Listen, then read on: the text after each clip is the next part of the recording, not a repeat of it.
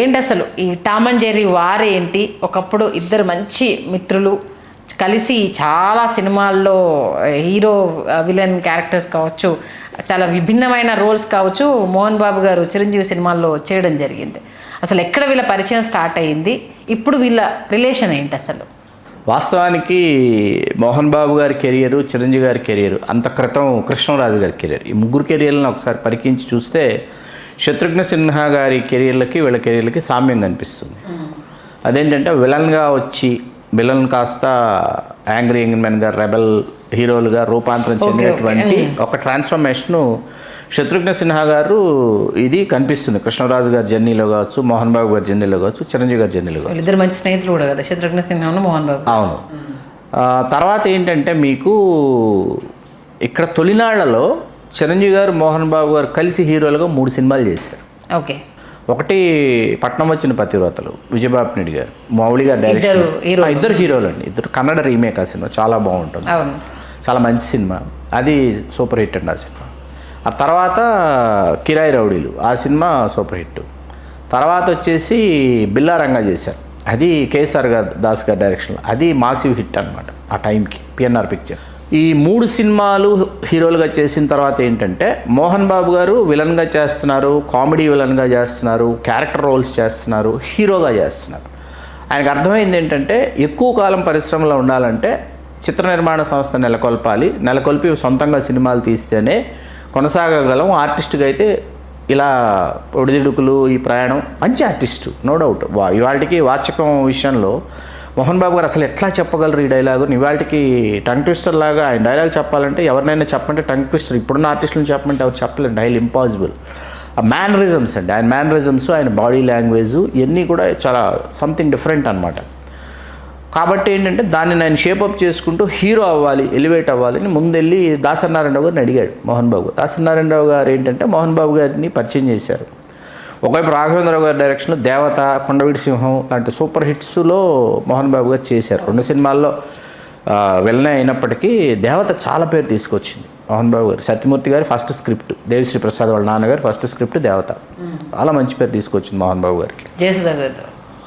దేవత జయప్రద శ్రీదేవి, శోభన్ బాబు గారు ఎల్లు వచ్చి గోదారమ్మ సాంగ్, అందులో Nirmalamma గారును Mohan Babu గారుల episode extraordinary episode. అది గృహప్రవేశం, అది వేరు.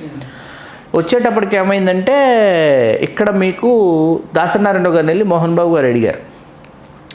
దాసనారాయణ గారు ఏమన్నారంటే, కాదు ఇట్లాగా నువ్వు సొంత నిర్మాణ సంస్థలోకి రావద్దు, అంత ప్రొడక్షన్ నీకు సూట్ అవ్వదు, ఇట్లా ఆయన ఏదో క్లాస్ పీక్ పంపించారు.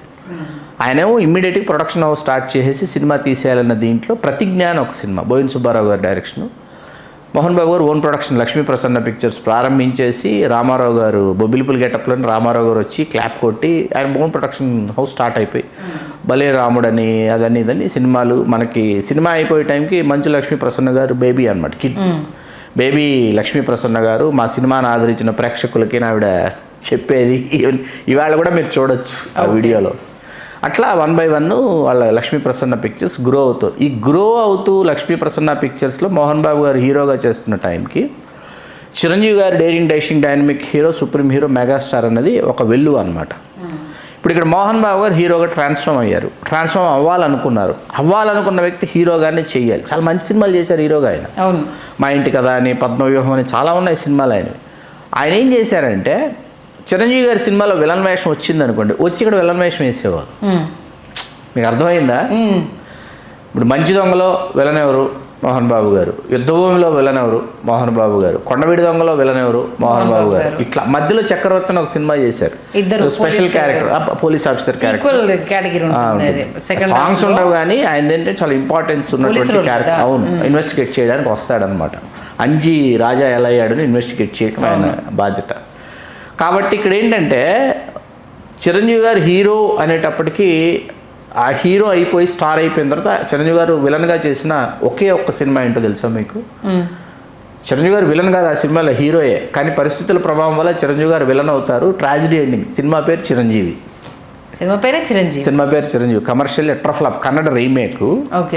అది మన కైకాల సత్యనారాయణ గారు నిర్మాత. వాస్తవానికి ఆ పాత్ర కాదు చిరంజీవి గారు చేయాల్సింది. చిరంజీవి గారు చేయాల్సిన పాత్ర అందులో ఒక ఇన్వెస్టిగేటివ్ ఆఫీసర్ క్యారెక్టర్ కోసం చిరంజీవి గారిని సత్యనారాయణ గారు అడిగారు. చాలా బాగుంటుంది. సేమ్ డైరెక్టర్ నాకు గుర్తుంటే రాజేంద్ర అని అనుకుంటే డైరెక్టర్, అతనే డైరెక్ట్ చేస్తాడు. అంటే చిరంజీవి గారు చూసి నాకు ఈ క్యారెక్టర్ నచ్చింది, అలిసిపోయాను నేను, డాన్సులు ఫైట్ ఇందులో కూడా ఫైట్స్ డాన్స్ ఉన్నా కూడా ఆ పాత్ర మీద మనకి చాలా సానుభూతి వస్తుంది. ఆ పాత్ర చచ్చిపోతుంది చిరంజీవి అనే పాత్ర. కాబట్టి నాకు ఇది భలే ఉంది, నేను చేస్తానని చిరంజీవి గారు చేశారు. అభిమానులకి నచ్చల. సినిమా బాగుంటుంది, చాలా తీశారు, సినిమా బాగుంటుంది, నచ్చలేదు, అభిమానులకు నచ్చల. సరే అది పక్కన పెడితే ఇక్కడ మోహన్ బాబు గారు వచ్చి విలనే వేస్తున్నారు చిరంజీవి గారితో.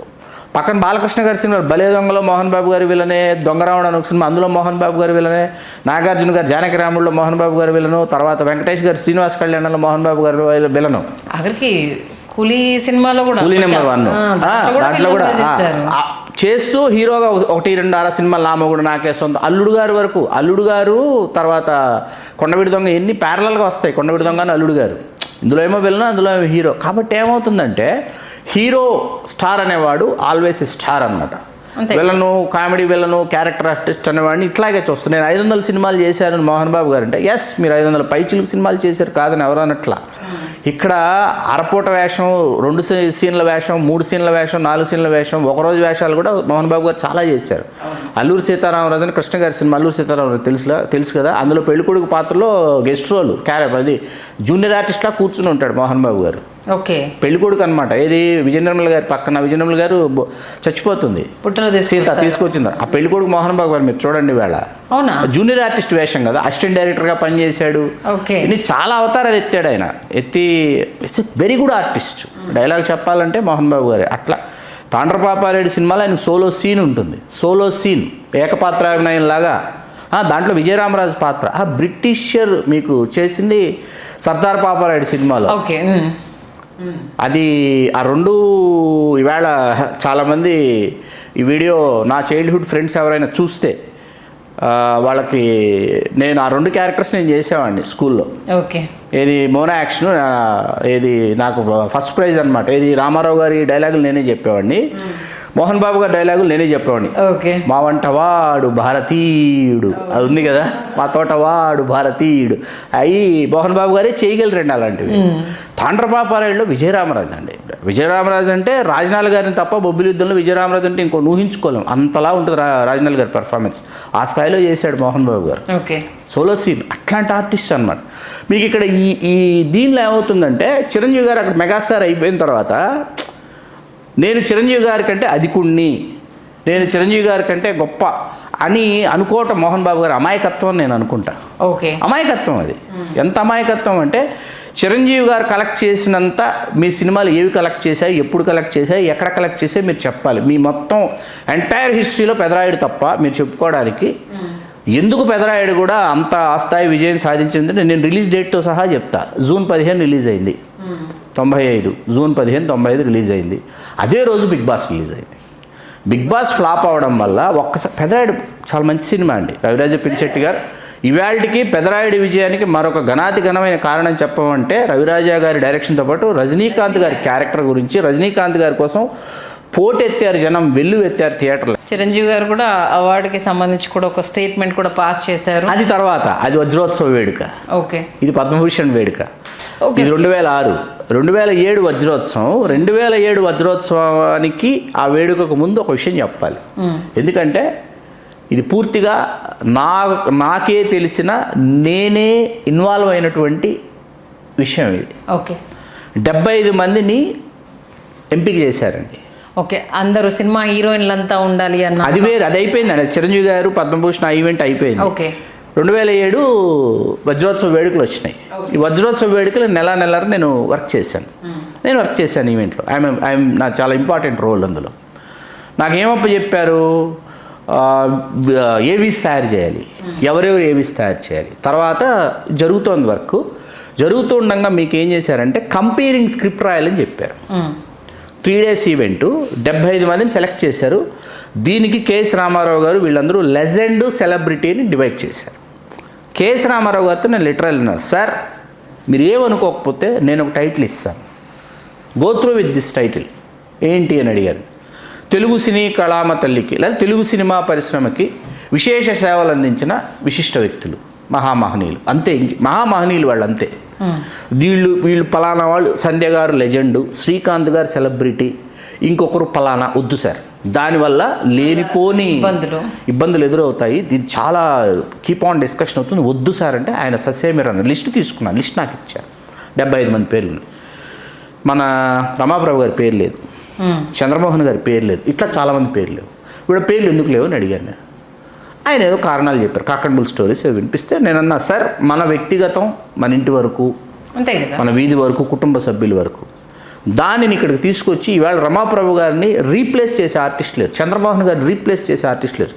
మీరు ఎంటైర్ ఈవెంట్లో చంద్రమోహన్ గారు లేరు. మీరు అబ్జర్వ్ చేస్తే ఆయన రాలా, ఆయన వీళ్ళు పిలవాల లిస్టులోనే పెట్టారు. రమాప్రభు గారి పేరు నాతో పాటు 6-7 బలపరిచారు. రమాప్రభు గారి పేరు బలపరిచిన తర్వాత రమాప్రభు గారి పేరు వచ్చి సరే ఇది అయింది, లిస్ట్ అయింది, కంపేరింగ్ స్క్రిప్ట్ రాయాలి.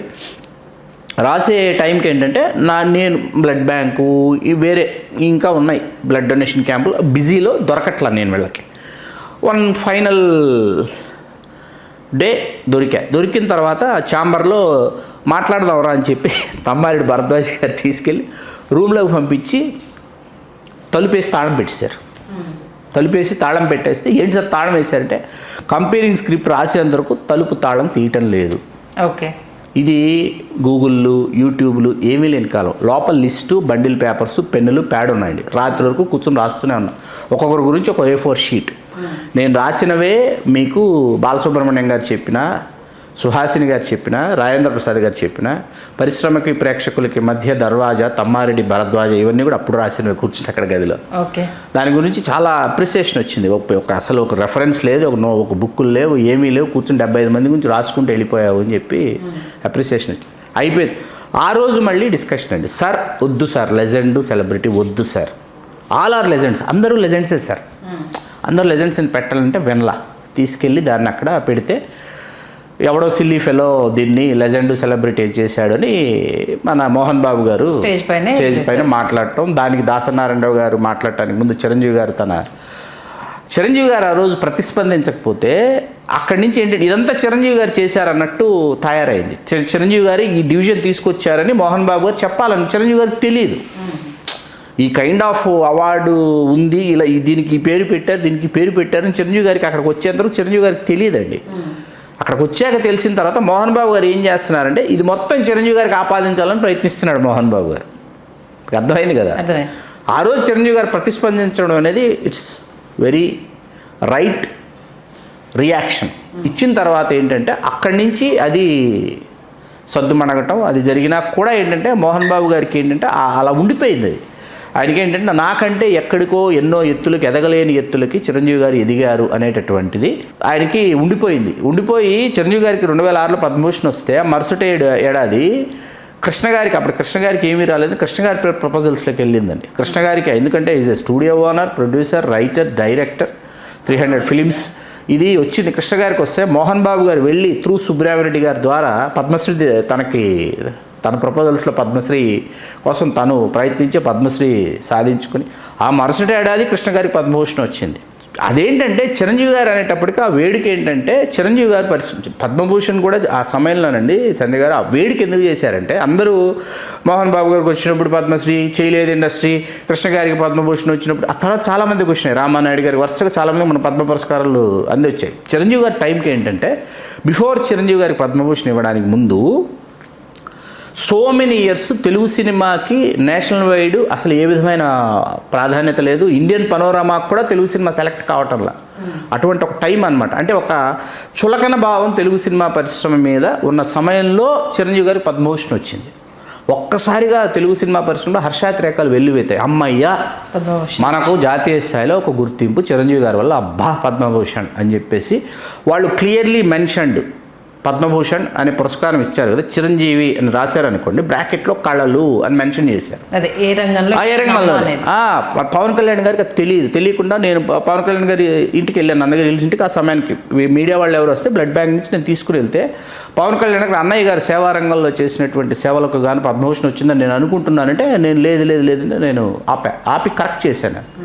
కాదు కళలను మెన్షన్ చేశారు. అంటే సినిమా పరిశ్రమకు చేసినటువంటి సేవలకు అర్థం చేసుకోవాలి.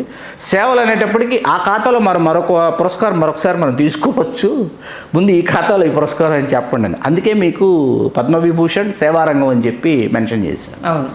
కాబట్టి ఇక్కడ ఏంటంటే ఆ ఓర్వలేనితనం అనేది ఎప్పటికప్పుడు ఆయన దాచుకోలేకపోయేవారు. చిరంజీవి గారు ఏంటంటే సంయమనం పాటిస్తూనే ఉండేవారు. అది ఇవన్నీ ఒకసారి కలబోసుకుందామని చెప్పి మీతో. మొత్తానికైతే టామ్ అండ్ జెర్రీ రిలేషను అలా కంటిన్యూ అయింది. ఇప్పుడు ఎలా ఉందనే పరిస్థితి తెలియకుండా అయితే మీరు ఈవేళ మీరు సురేష్ కొండరెడ్డి గారిని అడగదలుచుకుంటే మీరు సురేష్ కొండరెడ్డి గారిని అడగొచ్చండి. పసుపులేటి రామారావు గారు సీనియర్ జర్నలిస్ట్. మొన్న ఆయన గురించి మనం ఒక విశ్లేషణ చేసాం. చిరంజీవి గారికి పసుపులేటి రామారావు గారికి భోజనం చేశారు. చారీ స్ట్రీట్, బజుల్లా రోడ్, చారీ స్ట్రీట్, బాలాజీ అపార్ట్మెంట్స్ చిరంజీవి గారు వెళ్ళింది. ఆ పసుపులేటి రామారావు గారు సంతోషం కవర్ పేజు ఒకే ఒక మెగాస్టార్, ఒకే ఒక ఎన్టీఆర్, ఒకే ఒక మెగాస్టార్ని ఒక ఆర్టికల్ రాశారు. దానికి మోహన్ బాబు గారు సురేష్ కొండరెడ్డి గారిని చాలా ఇచ్చేశారు. అంటే మేమెవరు ఆర్టిస్టులు కాదా, మేమెవరం హీరోలం కాదా, మేమెవరం రికార్డులు సృష్టించలేదా. Yes, back to back hits మీరు ఇచ్చారు హీరోగా, కాదని అనట్లా. సస్టైనబిలిటీ ఎక్కడా? అల్లుడు గారు, అసెంబ్లీ రౌడీ, అల్లరి ప్రియుడు, మేజర్ చంద్రకాంత్, మళ్ళీ మేజర్ చంద్రకాంత్, పెద్దంటి రామారావు గారి అకౌంట్లో ఉన్నాయి 5-6 సినిమాలు నాన్ స్టాప్గా బ్యాక్ అండ్ బ్యాక్ హిట్స్ మీరు ఇచ్చారు, మేము కాదనట్లా. దశాబ్దాల తరబడి తెలుగు సినిమా పరిపుష్టికి, పురోభివృద్ధికి మీరు ఎనలేని విశేషమైనటువంటి సేవలు మీరు అందించేటటువంటి స్థాయిలో తెలుగు సినిమా స్టామినాని వ్యాపారాత్మకంగా పెంచింది ఎవరు అనే పారామీటర్స్ తీసుకుంటే మీకు చిరంజీవి గారు కనిపిస్తారు అనేది నిర్వివాదాంశం.